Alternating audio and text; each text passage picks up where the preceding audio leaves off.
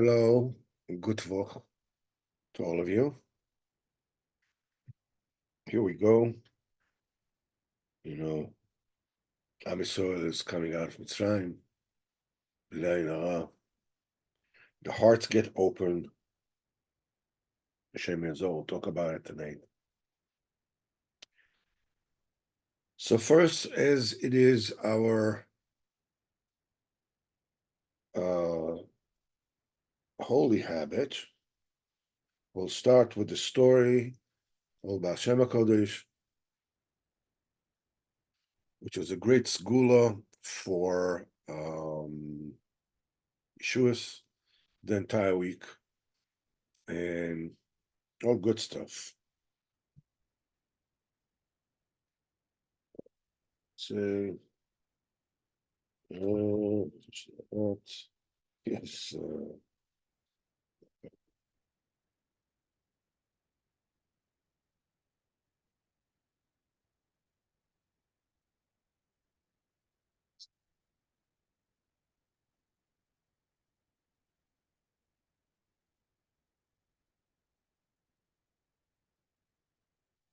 Okay.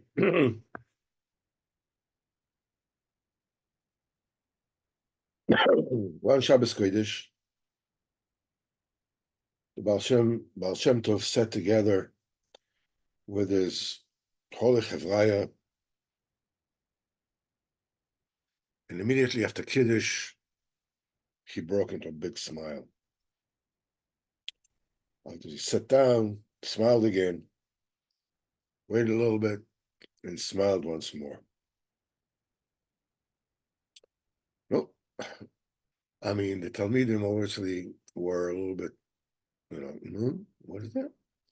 But nobody said anything, of course. So they asked Revolt Kitzis, he's one of the closest Talmidim, to ask Moshe Shabbos, what was it, when the Baal Shem Tov was smoking his pipe? You used to ask him about various things that happened during the Shabbos.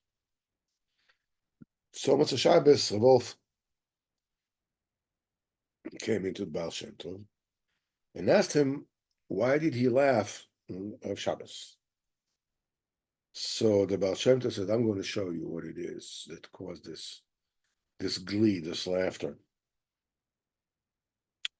He ordered his Gosha wagon driver to tie the horses, called the Chevraya to sit on the wagon, and as they start traveling, nobody had an idea where it is they're going.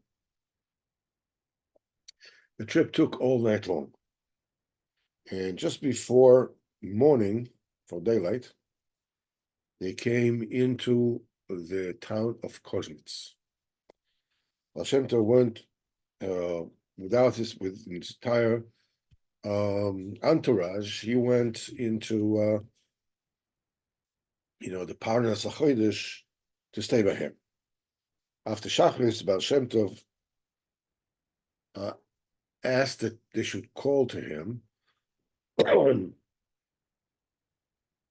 Reb Shapsai, the bookbinder. So part of what did Baal Shem Tov have with this old geezer? I mean, Baruch Hashem, he's an honest person, or Yid, of course.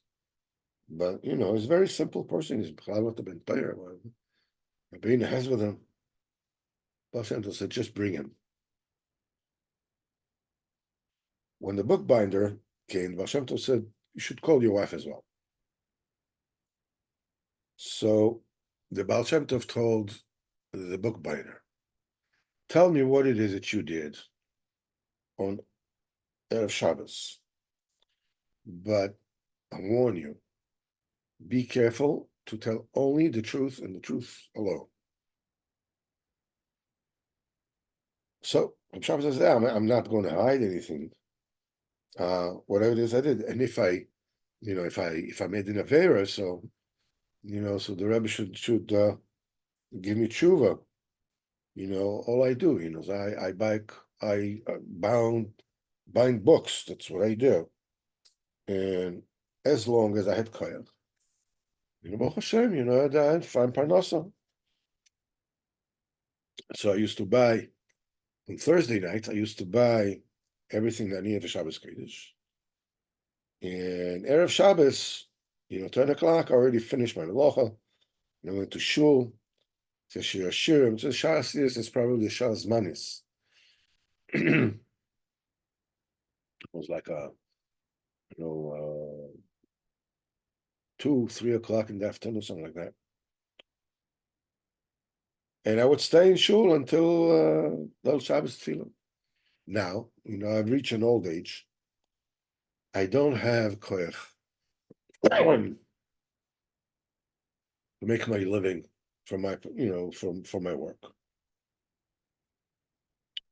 And I live, very frugally. So I can't get everything that I need. I can't acquire everything that I need for Shabbos already on Thursday.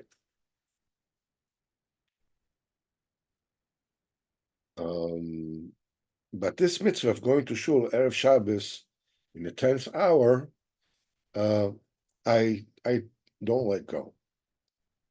So it says, however, here comes Erev Shabbos. The 10th hour comes around, and I don't have a penny for Shabbos Kiddush. I saw that I have absolutely no chance of putting together whatever is needed for Shabbos Kiddush. So since my entire living, I never needed to beg people for my needs, I decided I'm not going to ask this time either.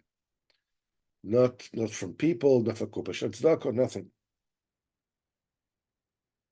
I said to myself, it's better, to sit in tightness, to fast on Shabbos than to accept people's food.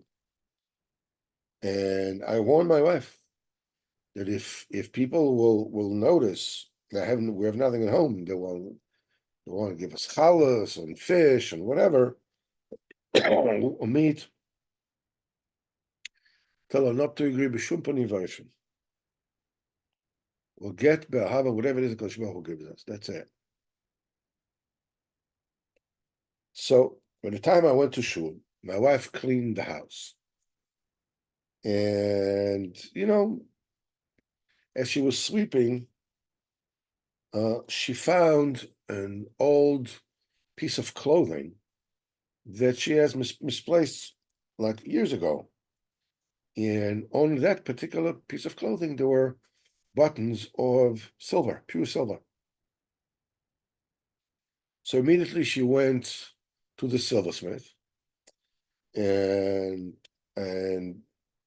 sold those buttons and went to buy challahs and meat and everything. And she still had time to prepare everything Shabbos Kodesh. Then when the entire audience already, all the people left the shul, he says, I went also. When I saw that candles burning in my house, I said to myself, my wife probably, could not stop herself from taking, the gift of people. And when I came to the house and I saw, Shulchan Aruch, the table set with all the goodies, I said, if I'm going to shepherd my wife now, I'm going to disturb the Shabbos Kiddush. So I kept myself in. I got the shon wine, I washed my hands, I made a moitzi, and I ate the fish. Then I told my wife very softly, it seems that you probably did not have the koyach to accept, accept the bad. She says, but she didn't let me finish. She said, do you remember this piece of clothing that I had with silver buttons that I misplaced some years ago? I said, of course I remember. She says, well, I found it. The silver buttons on it. I went to the silversmith and I sold them, and I got everything for Shabbos. Says when I heard this, I started crying from Simchos. I thanked the Kodesh Baruch Hu. I couldn't hold myself back, and got up from the table, and I danced with my wife for a whole hour. And after eating the soup, again, I got so excited, I got up again, and I danced again. The same thing happened also after the dessert, also. And I danced with my wife from Simcha, that Kadosh Baruch Hu has given me an Oynik Shabbos Kodesh from the gift of his hand, not with, not from people. Now, the Rebbe's, Reb Shapsi said to the Baal Shem Tov, if I sinned with this, I please let me know what's the derech of tshuva. Well, how can I fix this? So Baal Shem Tov told us Talmidim. When Reb Shapsi, the bookbinder, was dancing, the entire entourage of Kodesh Baruch Hu were dancing together with him. That's why I was smiling and laughing. So the Baal Shem Tov asked the wife of Shapsi, the bookbinder, what would you prefer? To live the rest of your life, in health and wealth and dignity, or would you rather have a baby boy that will Bezat Hashem will be zoche to light up Am Yisrael? So the old man says, what does this talk about? I mean, we are old people. How long can we still live? What do we need? Wealth, COVID. It's much better. We should have Baruch Hashem, Ben Hagun. Hashem told him, so Bezat Hashem next year, you will have Bezat Hashem a son. And when you will give birth to him, call him in my name, Yisrael. And he will shine to you very much in the Shemayim. Let me know when the child is born. Now Bezat Hashem will come to the bris, and that will be the Sunday. And that's what happened. A year later, the woman gave birth. That years after became famous to Gadol Ador, as everybody knows, the holy Maggid of Koznitz. It's a Maggid. Koznitz a Maggid.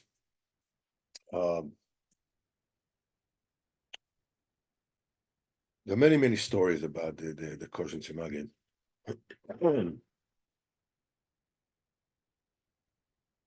One of the children of a Rebbe during his lifetime went to visit him, and he writes about what happened to him in the house of the Koznitz Maggid. And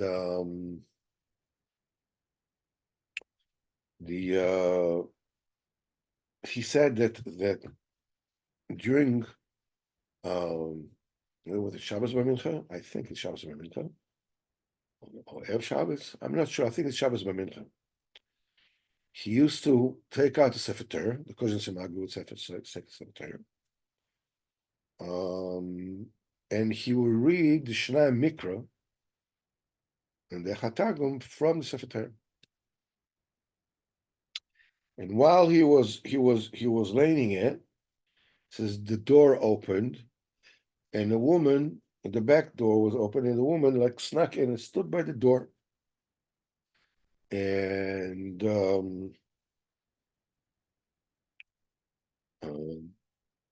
so the Koznitz Maggid spoke to her without turning around, and he said,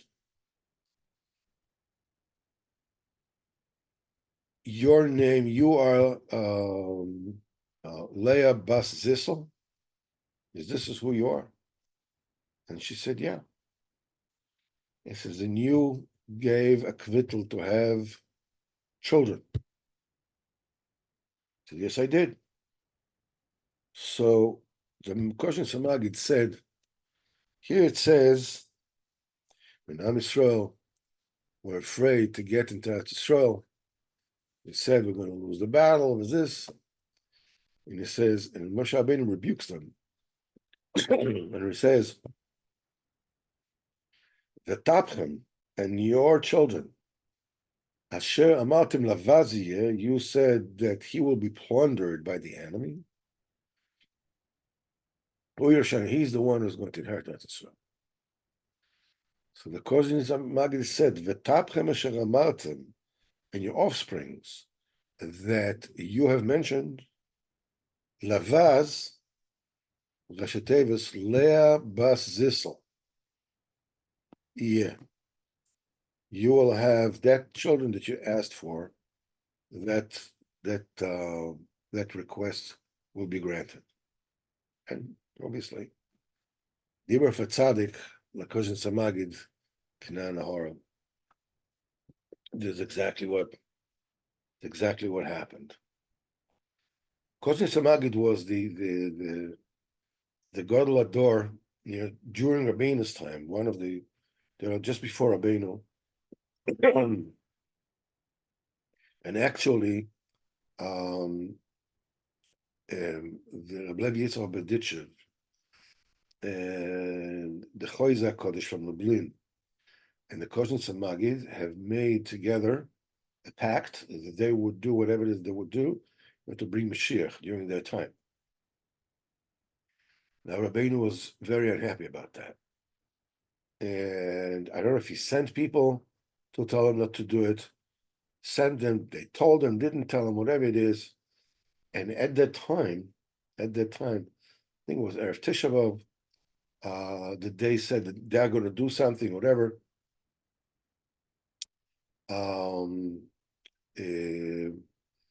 I don't know, but one of them, I think the Koshin Tzemagid, or the Berditchev, I'm not sure, one of them passed away.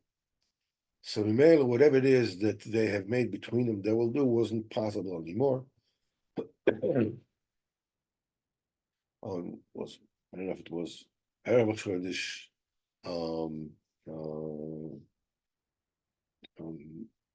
of, or whatever it is, but it was around that just before Tisha B'Av.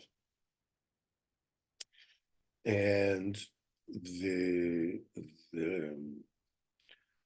Heilige Chayze of Lublin has warned his Talmidim in B'shum Pani V'Ofen not to leave him alone by himself.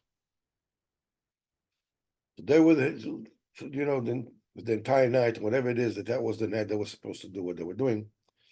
And when the Rebbe came into a room, and that room had just tiny little window, very, very high. So the Gaboim, whatever it is, decided, there's no harm, no chance of anything happening to him. And they left him alone, and they came back to the room, and he wasn't there anymore. And somebody passed outside. I think it was the second window, the second floor, or whatever. They passed by the path, and they saw a person lying down there. And he asked him, "Who are you?" And that person lying down says, that he was the chayzer, and what happened is, somehow the Baldova threw him out the window. The window was when you couldn't get to the window. The window, the person could not get out of the window. Baldova took him and threw it out the window. Kozin Tzemagid, Kanan Ahora, his grandson, I believe, is the Saraf of Moglenitsa, also a great Jew. Kanan Ahora. I was also to be by his tziyun one time, and there was no tziyun. They just brought me there to where the tziyun, and all there was some kind of bricks on the ground, and there's just sand. There was nothing there. I'm sure The Rav Gava from Kibbutz Tzadikim already prepared, already had the matzeva from the for the Magid Kodesh from Koznitz. Again, we see here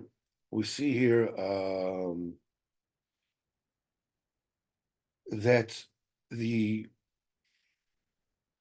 smallest action of a yid can have immense consequences. Immense. We spoke about it last week. And the thing is that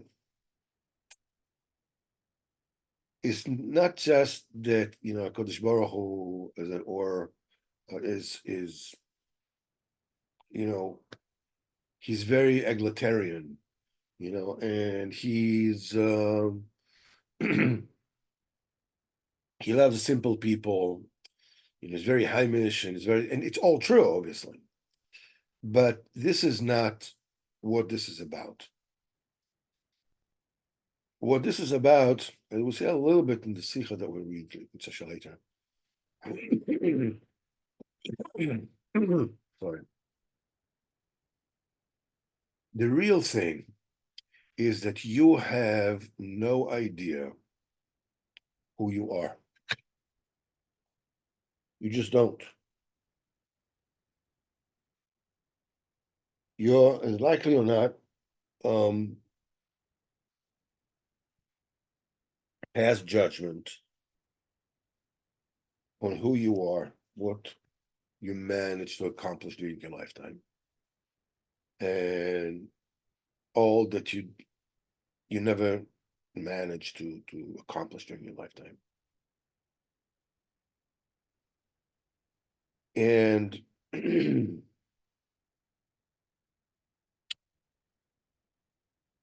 it's very possible for you to come, it's very likely for you to come to the conclusion that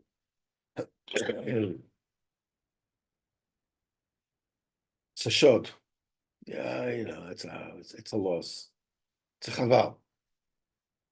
I wish that years ago I wouldn't have done this, I wouldn't have done that. That I could learn more, that I could daven more koyach and whatever it is, and it's all true. As we say many, many times, you have no idea what the Kodesh Baruch Hu wants from you.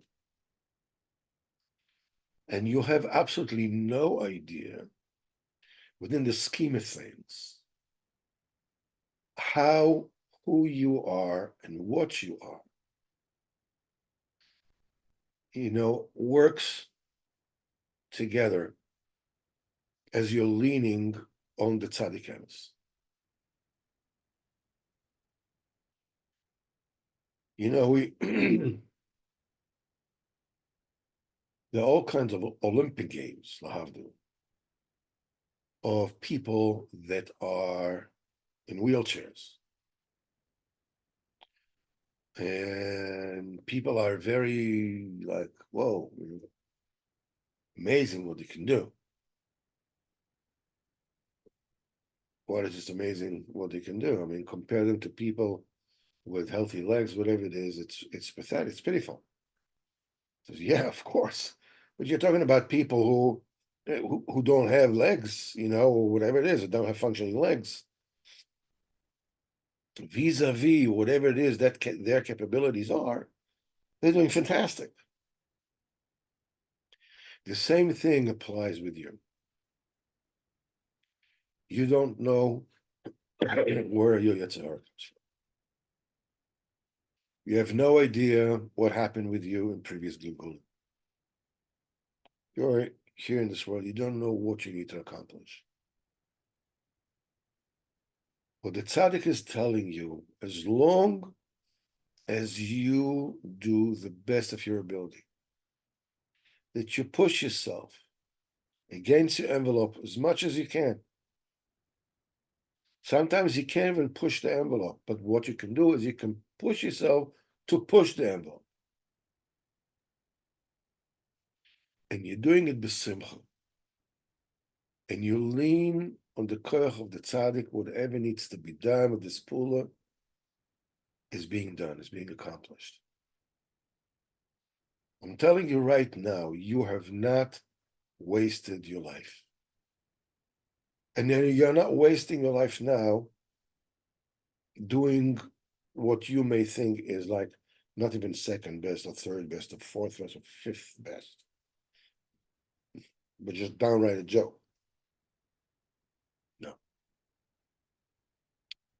This is not what is actually going on. This story of Baal Shem HaKadosh told us. You have a very simple person who is Reb Shabsai, the bookbinder, who was pushed his envelope, and he and his wife did, and they would have such simcha with what it is that they accomplished in the Chesed Kodesh Baruch Hu, with the koich of the Baal Shem Tov, the koich of Tzaddik. He's the one who saw it. Baal Shem is not just a chronicler, with a with a 16 millimeter camera, to make a documentary of what's going on in the world, what other people cannot see. That's not the story. Baal Shem Tov tells the story. And Shem says that is involved in the story, which means it was all done with the koach of Baal Shem Tov. Those actions by the parents, leaning on the koach of Tzaddik Hador, the Baal Shem HaKodesh, that is the thing that enabled the world to get the presence of the Halig Magid of Koznitz. You're not alone in this. It's extremely important to remember you are not alone. It's not a singular battle that you are the only one there facing impossible odds. And come on, no way, shape, or form that you're ever going to make it. That's not the case. Kadosh Baruch Hu is with you.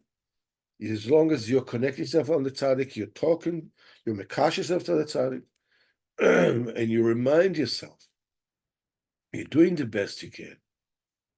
You're open about it. You talk to Kadosh Baruch Hu, and you do whatever it is that you can.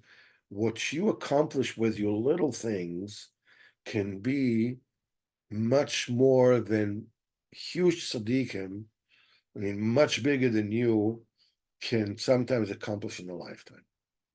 You don't know. You don't know. But it's bevadai possible. When you're writing Bezrat Hashem on the kotel of the tzaddik emes, it's like a competition between the fastest runner on earth in his peak form and a little old lady, and the only difference between them is that he's running, in full, and she happens to sit on a 787 flying. Obviously, it's no competition. This guy doesn't have a chance. When you're looking at this little old lady, and you're looking at this elite runner, so it's not competition. Yeah, of course, not competition. But she's sitting on a jet plane. He could not move that fast if he lived a million years, unless, of course, he went and sat on a jet plane himself. Then it would both be the same competition. Same speed. This is you sitting on the kotel of the tzaddik. The thing is, you are not alone.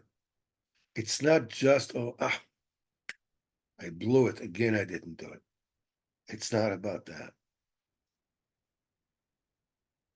Let's take a quick look here and see the Sichos Haran this week.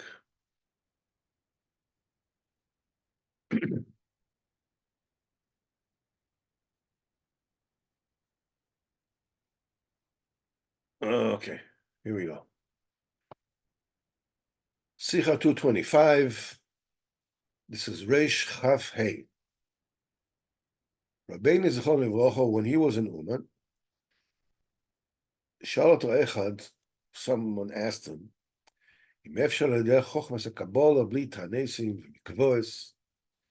possible to learn Kabbalah, to understand Kabbalah without fasting and being tov in the mikveh and so forth, because somebody said that it's not possible to know Kabbalah unless you do all these things. So Rabbeinu says it is possible, to know Kabbalah without all these things. He says because Kabbalah is a chokhmah.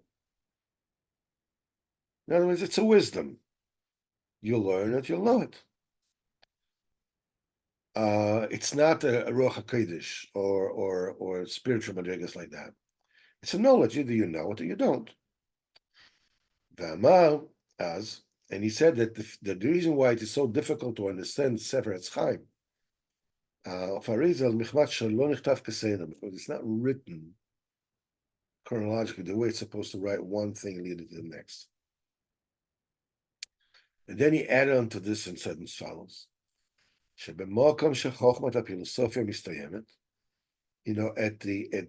end where science begins, ends. I don't know the singularity of the Big Bang, whatever it is that there were no rules applied and so forth and so on. There's nothing beyond. They cannot reach beyond that. There begins the Chochmah Sefer. This is where Kabbalah starts. It says that the philosophers, just went to Olam HaGalgalim, which is what we're talking about in Olam HaAsiyah. They know absolutely nothing of anything beyond that. It seems to them, for those who are believers, he says that this is where divinity starts, where Kodesh Baruch Hu starts. He says, but the truth is that everything that they are studying is B'sach HaKol Olam HaAsiyah. That's the lowest realm. That's the physical realm. He says, an entire Chochmas Kabbalah is above, which is Yitzira, Olam Yitzira, the Olam HaBriah, in Olam HaAtzilus, and above that. And he says, not only that, he says, Gam b'asiyah be'atzmo, in this physical world itself, b'pnimis atziyah, in other words, the spiritual realm, the neshama, as it were, of asiyah, the ruchnius asiyah, the scientists have absolutely no idea what's going on. But the ruchnius, the Kabbalah, the Chochmas Kabbalah, it speaks only from the root of the asiyah is spiritually, and then it goes from there higher and weiter. The place where their chokhmah stop, this is where our chokhmah begin. And also, says Reb Nosson, I heard from his holy mouth, the Gaba, his awesome hasogas, that he spoke a few things about that.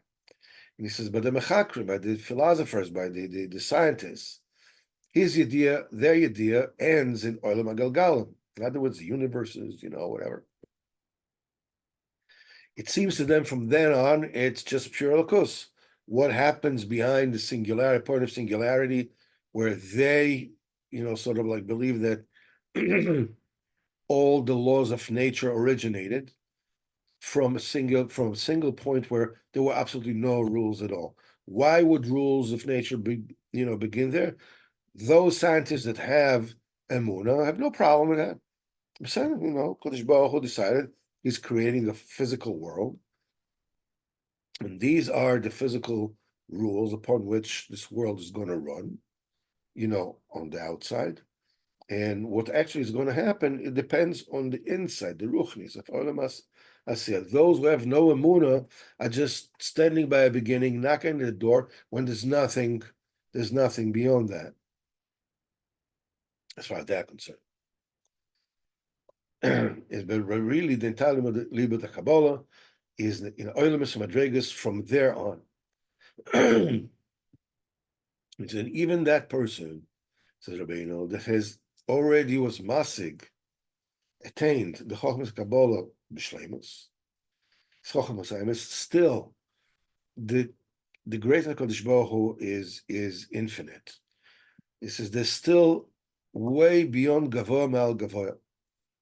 And once, when you saw a sefer that is a compilation or Kisvei Arizal that were not printed before.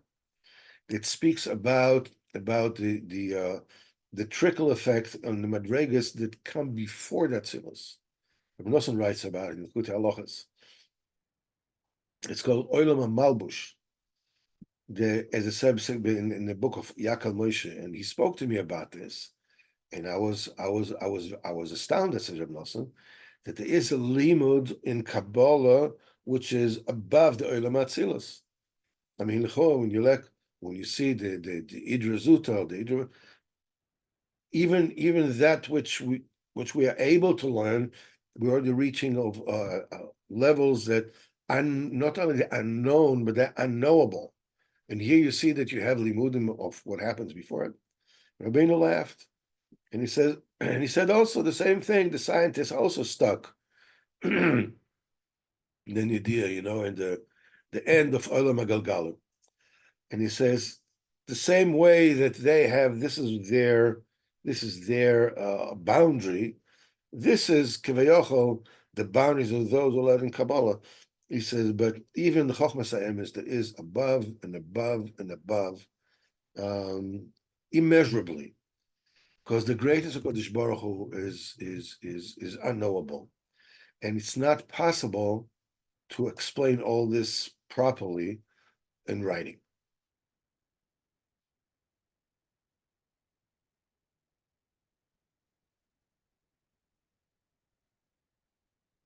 This kind of diburim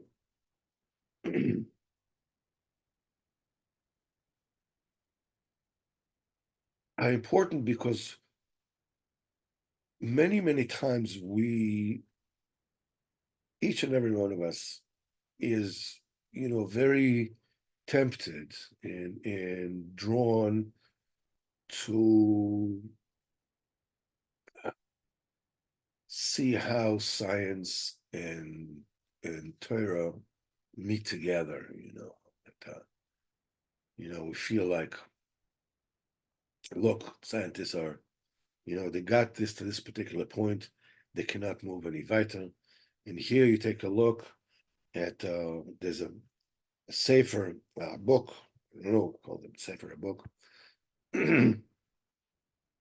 of Dr. Gerald Schroeder, who's a noted MIT physicist that explains how the scientific theories of the scientists actually fit exactly the 6 days of creation and so forth and so on. And he puts down the tinus of all these, heretics, basically. He goes a step further. He actually explains scientifically why what they're saying is poppycock. It's nonsense. And it's only natural for us to get chizik from that. Like, yay, my team.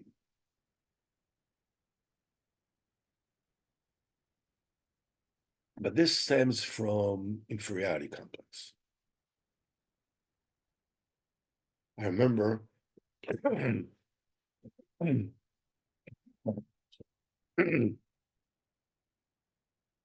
got a frog in my throat.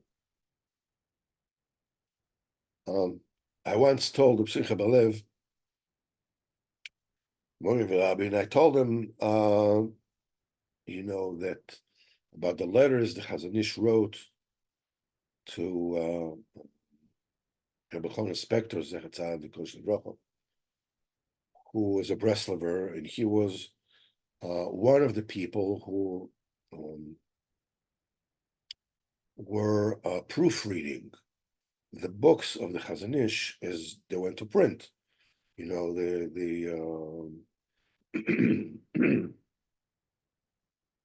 I don't know what's the professional word for those, the printing pages, but somebody had to learn these and compare them to the Ksav Yad Chazon Ish and learn what is written here and understand what Chazon Ish wanted to say, so he's able to proofread the Sefer, so the Sefer comes out without any mistakes. One of his Magiyim, his proofreaders, was a Bechon Spector, sorry, who, as a boy, learned in Nevada together with the Stipler, who is the Chazon Ish brother-in-law, and the Stipler recommended Chazon Ish to take the Bechon Spector for this job. He was one of few. He wasn't the only one. So Chazon Ish wrote him letters. They went back and forth. Now Chazon Ish knew who he was. Chazon Ish was learning Likutei Haran, and so did the Stipler, and so he wrote him letters. And when they published the letter to Chazon Ish, all the letters that Chazon Ish was speaking about Rabbeinu were basically omitted. They were taken out. But there is one letter in which they didn't realize who Chazon Ish was talking about, so they left it in. So this is printed in the Mechtavei Chazon Ish, that it says, to Paul Spector, in a very like a cryptic kind of sentence. It says, Ki mi sheyodea me'ora oros, because anybody who knows of the lights of lights, Eilo malidog, Eilo malfached, and I'm not sure what the language is. Doesn't have what to worry about or what to be afraid of. There's Oris, speaking to a wrestler, we know it speaks about Rabbeinu. And I told him the Stipler used to learn the Likutei Halachos and used to Likutei Tefillos, who was drenched in tears or whatever it is. So my Rav became upset with me. He says, what are you trying to tell me? That the Chazon Ish and the Stipler were Elich Yidden? I know that without you.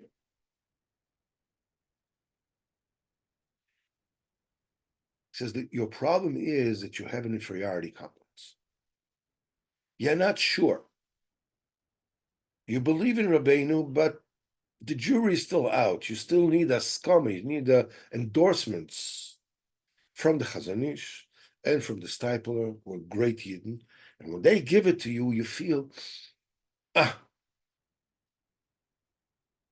So the fact that they wrote askamas for Rabbeinu in any way, shape, or form is a testimony for them, not for Rabbeinu.